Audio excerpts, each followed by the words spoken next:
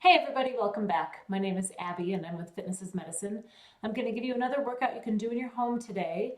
So the equipment you're going to need is a band or a tube, a set of dumbbells, a little bit on the lighter weight, and a balloon if you happen to have one. If you don't have a balloon, grab a little ball of some sort, just either a playground ball or a tennis ball or a racquetball or something like that. So make sure you warm up before you get started. Press pause if you need to do so. Go do 5 or 10 minutes of a warm up, get your heart rate up, get your muscles ready to move, and come back ready to go. Okay, here we go. We're gonna do a lat pull today with a couple tubes. Often I talk about doubling tubes up to make them a little more difficult, which is what I did today. So if you need to do that at home, it's a great way to increase that resistance a little bit. I'm going to have you sit on the floor for this one. It's hard to find a place in your home where you can wrap something around something tall and either sit or stand to pull it down. You want to be able to pull it from a higher position. So we're working on the large muscles in your back here, your lats. They attach at your shoulder and then all the way down here. So I want you to sit up nice and tall. Keep your shoulders down away from your ears, and then you're going to pull these towards your armpits, driving your elbows down towards the floor. So you want good posture, thinking about squeezing those shoulder blades down and back as you pull. Nice and slow. Now the key is here too, when you let those arms go up, not to let your shoulders go up with it. So pulling down each time, breathing nice and slowly each direction.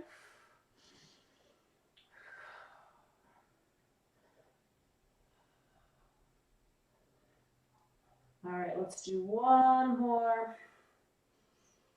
Okay, great. That's a lat pull down. Next, we're going to do a leg exercise, and I'm going to turn my camera here. So we're going to do a stationary lunge. So if you need to do this next to a countertop or a chair, you could have just a nice sturdy kitchen chair or something available. So I want your feet nice and wide this way, vertically. And we're going to go straight down into a lunge. So the longer you have your feet apart, the easier this is on your joints. I know it makes it more difficult for balance, so then make sure you're standing next to something that you can hang on to if you need to. So all I want you to do is go straight down. You're keeping your body tall. You're just bending your knees and dropping your hips down straight in between your feet. So you'll notice as I go down, I create a 90-degree angle in both of my knees. If that is too much, just go to here. You can do mini lunges. So we're not going forward. We're just going straight down. So we're going to do 10 on one side. I think that's 6. I may have miscounted. Really think about squeezing this glute with the foot in front as you come up. Keeping that chest tall, your head forward, your head nice and tall, looking forward. Now we're going to switch, put the other foot in front. You want a really wide stance here. The farther you have your feet apart, the easier it is on your joints. Okay, so remember, whoops, I lost my balance there. We're going to go straight down. And nice and slowly both directions. You want your weight on the heel of your front foot and then in your back toe. So we're going straight up and down. Good posture, abs pulled in tight. Breathing. If you have any knee pain, remember you're going to go a little bit shallower. So you're not going to go quite as deep. I think that's 7. Another way you can make this a little bit more challenging, if you'd like to, on the second time around, is to grab one of those dumbbells I told you to grab, and you can use that either on both sides if you don't need something to balance with, or just on one side. So you can experiment with that. Okay, next we're going to lower to the ground and do a plank. So we have done these in the past. I'm gonna get out here so you can see. I'm just gonna move my camera down to the floor here. Okay. So there's many different ways you can do the plank. I'm gonna do it on my hands today. So when you do it, you can either do it on your elbows or your hands, and then you want your hands directly beneath your shoulders. So kind of start on your hands and knees, step one foot back, step the other foot back, and just hold it right there. So we're gonna work on this for about 30 seconds. If this is too much for you, you can drop one knee. You can alternate dropping one knee at a time. You can drop both knees, but notice it's not changing how I'm holding my plank. So I'm still keeping a nice straight line. If I drop my knees, I have a nice straight line from my knees to my shoulders. If I raise my knees, the nice straight line is from my heels to my shoulders and actually extending through my head. Because you don't want to drop your head like this or be looking up. You want to keep that head. Remember, you can alternate dropping knees. That gives you just a little break without a full-on dropping both knees. Okay, great. So there's a lot of different ways you can do that too. You can also do it on a bench or a kitchen chair. It gives you a little less intensity. That's a good way to do it. You can also start even on a kitchen counter if you need to for a little bit even less, especially if you have any shoulder or wrist problems. But also doing it on a chair. I've got one here, I'll bring it over. You can put your hands around the side, and sometimes that just feels a little bit better than having them flat on the ground. So you can experiment with different ways on doing those. Okay, next we're gonna grab those dumbbells I told you to grab. We're gonna do some lateral raises. So remember, when you pick them up, you're protecting your back, you're being careful. Okay, we are going to stand in a tandem stance. So one foot right in front of the other, and then raise those weights out to the side. So a lateral dumbbell raise. I am going to move it just a little bit to the diagonal. I find that really helps if you have any shoulder pain. The other thing is, make sure you're stopping kind of right below your shoulders. Sometimes people will start this one and they want to go way up here, and that's unnecessary and can create some impingement, and we don't want that. So nice and slowly.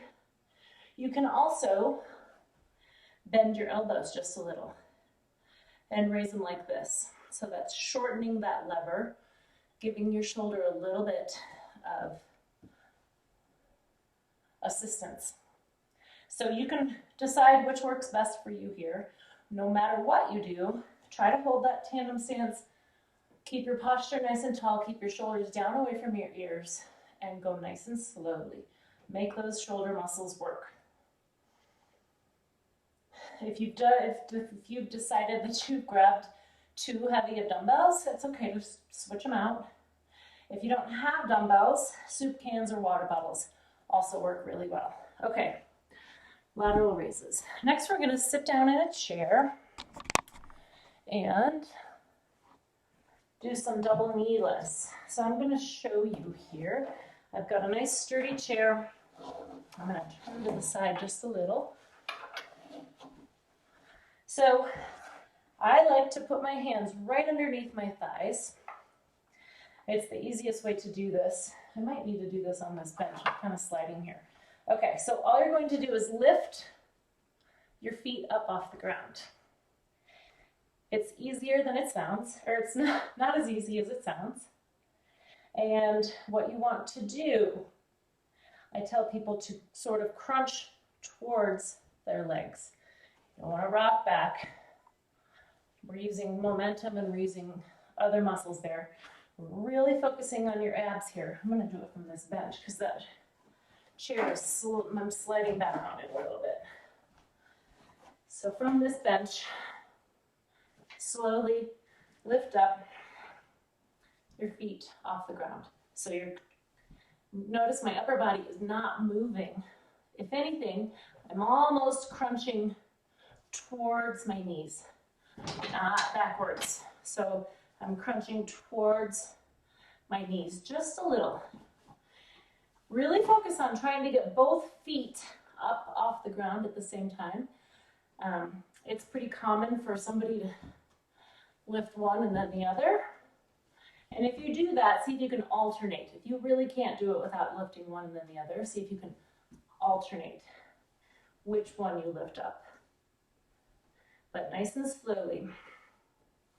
Lift those knees up off the floor 10 times. All right, so remember, you want to have your hands underneath here. It just kind of helps you can press down into that and then kind of crunch into it instead of leaning back. Okay, great. Those are a really challenging one. They don't seem like it, but when you start to implement it, those can be really challenging. Okay, the last one, we're going to play with a balloon. If you've got somebody you're exercising with, this is fun. You can tap it back and forth to each other. If you're doing it by yourself, I'm going to have you stand. Ideally, here I would have you stand on one foot. So we're going to do single leg stands, tapping the balloon to yourself or to your partner if you've got someone in the room with you. If the single leg stance is too much and you just are all over the place, I would not want you to fall. Try a tandem stance, and if a tandem stance is too much, just stagger your feet just a little like this. So find that balance. Find the way that challenges you without being dangerous. So I'm going to go ahead and do the single leg stance. And the goal is to do this for about 30 seconds per foot. So as you tap it and you have to lunge and move and change your gaze, it really challenges your balance. So we're going to work on this for about 30 seconds.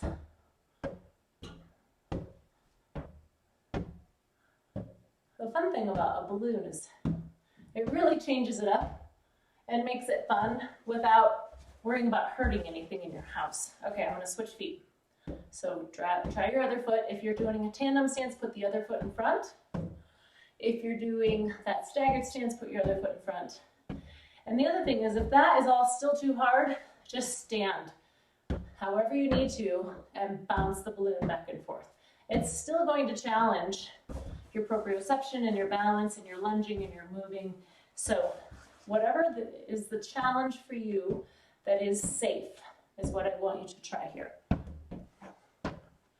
So no matter if you're touching down or maybe losing your balance just a little, it's okay.